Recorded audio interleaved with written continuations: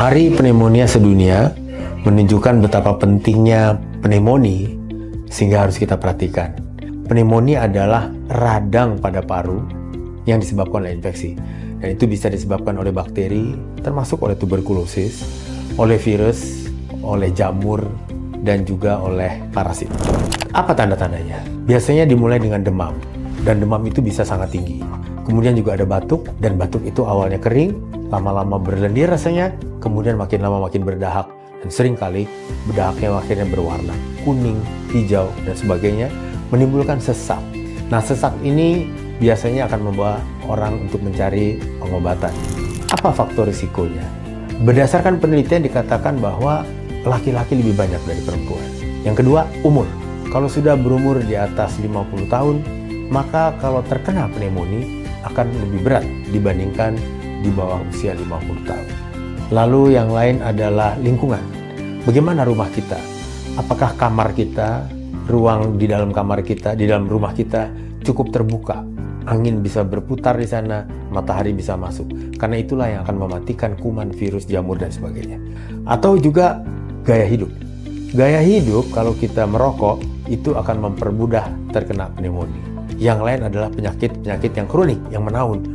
Pasien dengan kencing manis, diabetes mellitus, dengan gagal ginjal yang kronik, dengan gagal jantung yang kronik, atau penyakit asma, atau penyakit-penyakit yang lain yang sifatnya lebih lama, menaun, itu akan mudah terkena pneumonia. Maka pneumonia memang harus dilakukan pencegahan. Kenapa? Karena kalau pneumonia itu menimbulkan sesak, dia bisa sampai ke gawat napas. Kalau dia sampai gawat napas, dia bisa gagal napas. Gagal napas sudah berat, karena berarti dia membutuhkan perawatan di ICU. Bagaimana kita menentukan apakah dia gawat napas atau belum? Menentukan gawat napas atau belum dapat kita gunakan dua. Yang pertama, barangkali ibu bapak sudah mengenal oximeter denyut, mengukur saturasi katanya, begitu ya. Lalu satu lagi, hitung saja frekuensi napasnya. Mudah bukan? Kalau frekuensi napasnya sakit ya, orang sakit dengan demam, dengan batuk, sesak barangkali. Nah, kalau frekuensi napasnya 15 sampai 20 kali per menit dan saturasinya antara 95 atau 95 masih ke atas, itu barangkali masih bisa berobat jalan. Tapi harus dokter yang menentukan berobat jalan dan harus dikontrol pada dokter. Kalau pernapasannya sudah 20 sampai 25 kali per menit atau saturasinya sudah antara tadi 95-93, itu berarti sudah gawat napas yang sedang.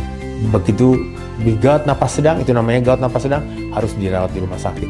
Karena kalau sampai di bawah 93 saturasinya dan frekuensi napasnya 25-30 kali per menit, itu sudah gawat napas berat. Barangkali membutuhkan perawatan intensif, ICU.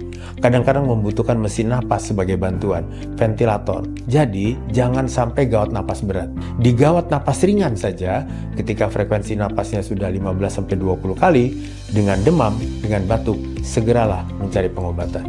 Jadi yang penting adalah pencegahan. Apa pencegahannya? Satu, mengenali tadi penyakit-penyakit kita yang kronik, yang menaun ada atau tidak. Kalau ada, kendalikan itu. Kontrol itu dengan teratur supaya kita tidak mudah kena pneumonia. Yang kedua, gaya hidup. Perbaiki gaya hidup kita. Dan kalau kita sedang berada di luar, apalagi di jalan, tidak apa kita menggunakan masker. Udara kita sangat kotor. Indonesia, angka kekotoran udaranya tinggi. Jadi baik juga kalau kita pakai masker untuk menghindari kita kena. Yang ketiga, hati-hati, merokok akan sangat mudah menyebabkan pneumonia. Dan yang keempat adalah pencegahan dengan vaksinasi. Jika kita bisa melakukan pencegahan, kita tidak perlu kena pneumonia. Karena pneumonia akan membuat kita susah. Seringkali kita mesti dirawat dan keluarga kita juga menjadi susah. Saya Menaldi Rasmin, dokter pada Poliklinik Paru di Rumah Sakit Premier Jatinegara. Saya mengajak Anda semua, mari kita hidup sehat. Sehat selalu. Napas itu harus kita jaga agar kita tetap bisa bekerja dan aktif produktif. Salam sehat.